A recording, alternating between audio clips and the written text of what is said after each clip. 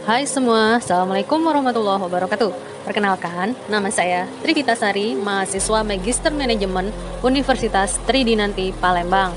Nomor MPM 2145410046. Nah, di video kali ini saya akan membahas tentang bagaimana PT POS melakukan transformasi digital guna bersaing dan menjawab tantangan usaha di era revolusi industri. Nah, tak kenal maka tak sayang. So, kita lihat perkembangan PT POS sejak pertama kali berdiri hingga saat ini, dan kita akan bahas latar belakang didirikannya PT POS Indonesia. Dunia perposan modern muncul di Indonesia sejak tahun 1602 pada saat VOC menguasai bumi Nusantara. Pada saat itu, perhubungan pos hanya dilakukan di kota-kota tertentu yang berada di Pulau Jawa dan luar Pulau Jawa. Surat-surat atau paket-paket pos hanya diletakkan di Steenrenburg atau gedung penginapan kota, sehingga orang-orang harus selalu mengecek apakah ada surat atau paket untuknya di dalam gedung itu. Untuk meningkatkan keamanan surat-surat dan paket-paket tersebut, Gubernur Jenderal Gustav Willem Baron van Imhoff mendirikan kantor pos pertama di Indonesia yang terletak di Batavia atau sekarang dikenal dengan Jakarta. Pos pertama ini didirikan pada tanggal 26 Agustus 1746.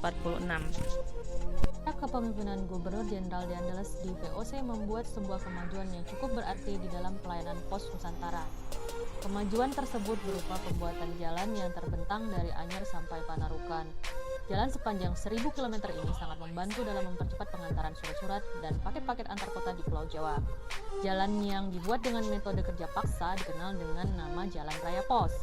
Dengan adanya jalan ini, perjalanan antara Provinsi Jawa Barat sampai Provinsi Jawa Timur yang awalnya memakan waktu puluhan hari bisa ditempuh dalam jangka waktu kurang dari seminggu.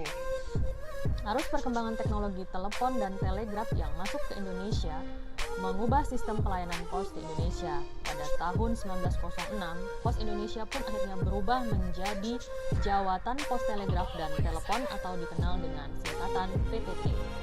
Layanan pos yang awalnya berpusat di Gambir berpindah ke Dinas Pekerjaan Umum, tepatnya di Kota Bandung pada tahun 1923.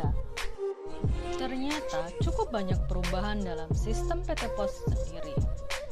Perubahan tersebut terlihat dari bentuk badan usaha yang dimiliki oleh Pos Indonesia secara terus-menerus dari tahun ke tahun. Sampai pada tahun 1995 ditetapkan menjadi PT Pos Indonesia Persero. Hal ini bertujuan untuk memberikan fleksibilitas dan kedinamikan.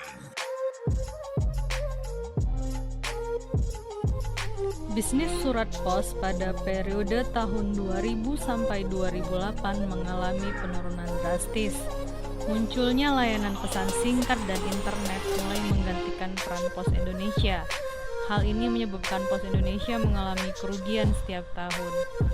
Di tahun 2004 sampai 2008, Pos Indonesia merugi hingga 606,5 miliar. Namun, Pos Indonesia mulai berubah setelah adanya liberalisasi bisnis pos melalui Undang-Undang Nomor 38 Tahun 2009 tentang Pos. Pos Indonesia bertransformasi dan berinovasi untuk memberikan layanan yang terbaik bagi konsumen melalui platform digital. Melalui transformasi digital, Pos Indonesia mengubah wajahnya bersaing di dunia jasa pengiriman logistik. Transformasi digital menjadi jalan yang dipilih Pos Indonesia, bukan saja untuk bersaing, tetapi juga untuk menyikapi pandemi COVID-19 yang telah melanda sejak 2020 lalu. Transformasi bisnis pun dilakukan dengan menjadikan dirinya sebagai perusahaan induk dengan membentuk 6 anak perusahaan, merevitalisasi bisnis inti, dan mengembangkan bisnis baru. Pos Indonesia mulai masuk ke bisnis retail, properti, dan asuransi. Sejak 2013, Pos juga melayani jasa pengelolaan dan penyewaan perkantoran serta ruang MICA, yaitu Meeting, Incentive, Convention, dan Exhibition. Direktur Bisnis Kurir dan Logistik PT Pos Indonesia, Siti Khoirunisa mengatakan, kondisi pandemi telah merusak segala lini, namun harus disikapi dengan baik, benar, dan tepat. Tanpa disikapi dengan benar, maka banyak hal yang akan lewat dari situasi sekarang. Banyak yang kita perjuangkan sekarang. Kondisi pandemi yang telah memasuki tahun kedua pada tahun 2021 ini menjadi tantangan yang sangat berat. Memiliki 27.000 karyawan, Pos Indonesia menjadikan pandemi ini sebagai momen perubahan menuju digitalisasi sebagai langkah adaptasi untuk bertahan dan bersaing. Era sekarang, jasa layanan pengiriman sangat kompetitif. Banyak kompetitor yang juga melakukan perubahan yang membuat masyarakat mempunyai banyak pilihan.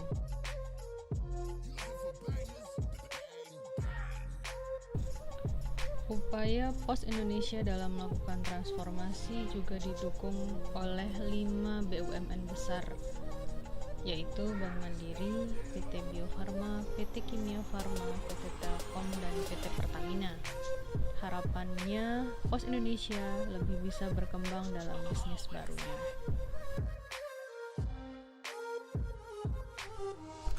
Perkembangan kebutuhan masyarakat akan jasa pengiriman barang telah menjadi peluang bisnis bagi para pelaku usaha.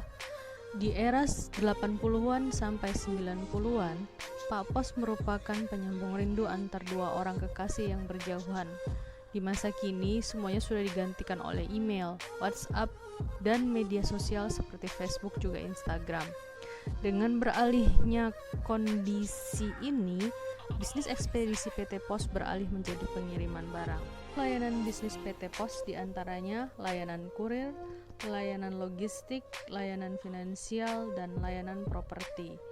Perusahaan jasa kurir dan logistik ini mau tidak mau harus menjalankan digitalisasi di semua layanan bisnisnya. Melalui aplikasi Pos Aja, kantor pos meluaskan segmen konsumennya yang tidak lagi hanya orang per orang, melainkan meluas ke segmen instansi pemerintahan dan BUMN. Pak Pos yang dulunya tidak lagi disebut tukang pos, sekarang berubah menjadi pasukan Oranger yang kini mirip dengan sistem Gojek. Upaya PT Pos untuk bertransformasi tidak semudah membalikkan telapak tangan. Beberapa kendala yang dihadapi PT Pos dalam menghadapi transformasi yaitu 1. Direktur PT Pos mengatakan beban PSO (Public Service Obligation) untuk portal yang melayani pos universal harus ditanggung PT Pos secara. Bisnis logistik dan layanan kurir belum bisa menjadi tumpuan PT Pos, apalagi persaingan yang terjadi. Sementara PT Pos belum siap menghadapi tuntutan zaman. Ketiga, hal lain yang paling penting dari transformasi adalah kesiapan sumber daya manusianya. Keempat, peluang bisnis remitansi masih terbuka lebar karena jumlah TKI yang bekerja di luar negeri juga besar. PT Pos belum bisa memanfaatkan celah ini. Masih kurangnya sarana promosi sehingga masyarakat lebih mengenal perusahaan swasta lainnya sebagai jasa pengiriman barang. Kebanyakan orang mengenal Pos Indonesia sebagai jasa pengiriman surat dan uang.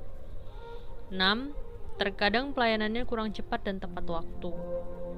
7. Di bisnis e-commerce, Pos kurang diminati oleh konsumer maupun seller. 8. Tidak menawarkan layanan cepat 1 hari sampai pada layanan e-commerce. 9. Sistem booking tidak online. 10. Sistem tidak cashless. 11. Tidak ada pickup barang dari seller. 12. Layanan COD Pos Indonesia tidak berjalan baik. 13. Tidak memiliki layanan sistem tracking sehingga kesulitan dalam melacak posisi kiriman. 14. Kurangnya marketing layanan PT Pos, seperti sudah dibukanya sistem 24 jam dan dibuka pada hari libur. Kemudian sistem aplikasi pos dan berbagai kemajuan yang ditawarkan oleh PT Pos.